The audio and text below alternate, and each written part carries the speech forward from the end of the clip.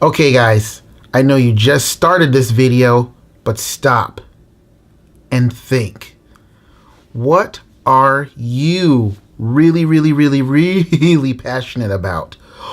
Or what in your past have you always been passionate about from the time you were little even till now? There's this element, there's these certain things that you just always find yourself passionate about, right?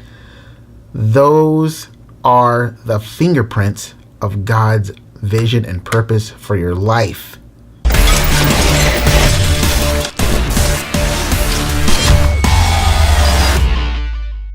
For me, man, I can remember as far back as when I was like 3 years old, and I would pull pots and pans out of the cabinets. I would take them out into the living room. My mom and dad at the time would actually let me do that.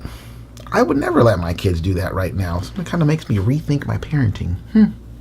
But what I would do is I would like pull out all these pots and pans. I'd get my wooden spoon and my wooden little fork, and I would just start going to town. Oh, I'd have some glasses out there too, because you got to get that cling cling cling sound in there. And I've always had a huge passion for music.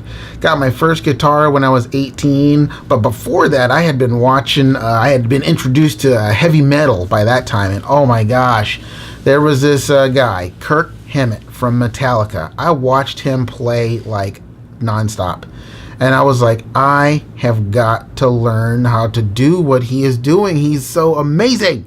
Right? And I just love the way he did. And then I got introduced as Joe Satriani and Steve Vai and all that, right? And then eventually I ended up just learning how to play the guitar. I ended up learning how to lead worship, and that went on for like 17 years. I got to tour with a band for a while. One was like a pop band. Not pop. That is not right. I would probably get smacked by the band for saying that. But it wasn't a pop band. What kind of band was it? It was kind of like a folk rock band. You know, Bruce Springsteen meets U2, and they had a baby, and it was this band. But then I've also toured with a worship band. I mean, I've just been involved in music my whole life, right? Now, on the flip side, I have always been I break for stories. You know what I'm saying? I have always been fascinated by films and stories, and not only that, but by just the supernatural. I have been fascinated by the supernatural, the just awesome things that happened, particularly when I remember my favorite movie when I was growing up. My two favorite movies growing up. I'm not kidding. This was before I got saved. Now listen, I got saved when I was 22 years old, almost 23. Did not know the Lord. Did not know any of this stuff. God and Jesus and the cross. Yeah, I know that, but I didn't know it was real, and it was so relevant to the reality of life and as it is today. I had no idea. But growing up, my two favorite movies were The 10 Commandments. I mean, as far back as when I was like 6 years old. It was like my favorite movie at the time. And then Jesus of Nazareth. Why? Because those things were depicting like, this is real life. This actually happened. It wasn't sci-fi and fantasy, which is what I write right now. But it wasn't that. It was like real. And I was so fascinated by it. I was like, wow, this really happened? No way. So naturally, when I came to know the Lord, and the amazing experience that was, it was like remarkable. That's the video right there. It just like my life started out very supernatural. It started out very intense. The reality of the unseen dimension of God just came into my world, and I started experiencing it all the time. And man, in 22 years, nothing has changed. I tell you what. Sometimes it's scary, but sometimes it is amazing, right?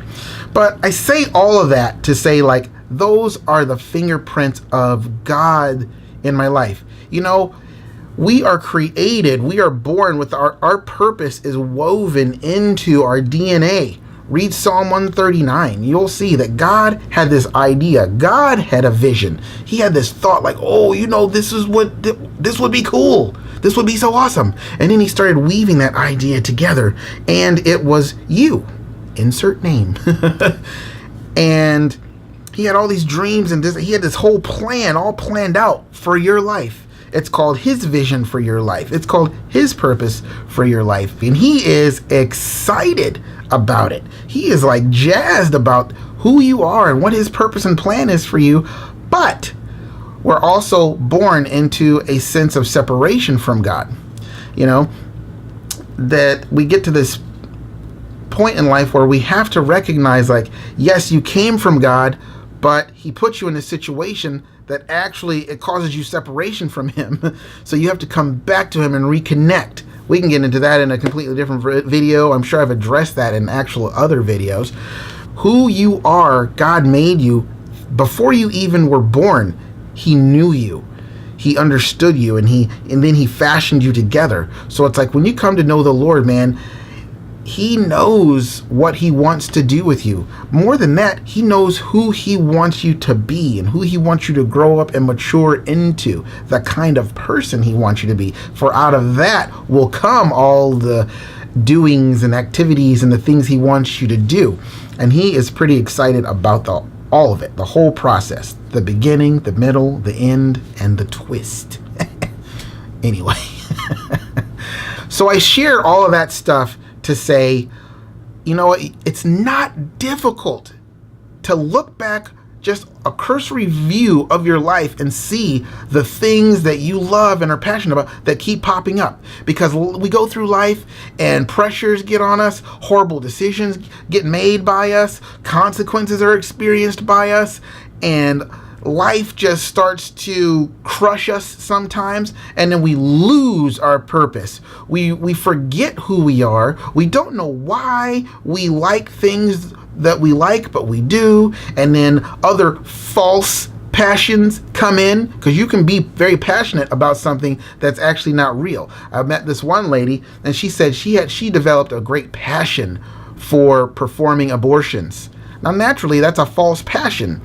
And once she came to know the Lord, that passion went away, because that really wasn't her passion. God did not create her to have a passion for abortions. You know, not to make this some sort of political or social thing, but I'm just saying you can have a real passion and a counterfeit passion in what you're really made for. And it's like that thing that you're really made for is like, if you like to sing, trust me, that has something to do with God's calling on your life.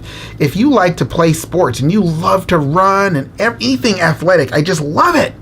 That's a fingerprint of God, his purpose and destiny and plan for your life that he wants you to pursue, that he's going to want to develop you into when you come to know him.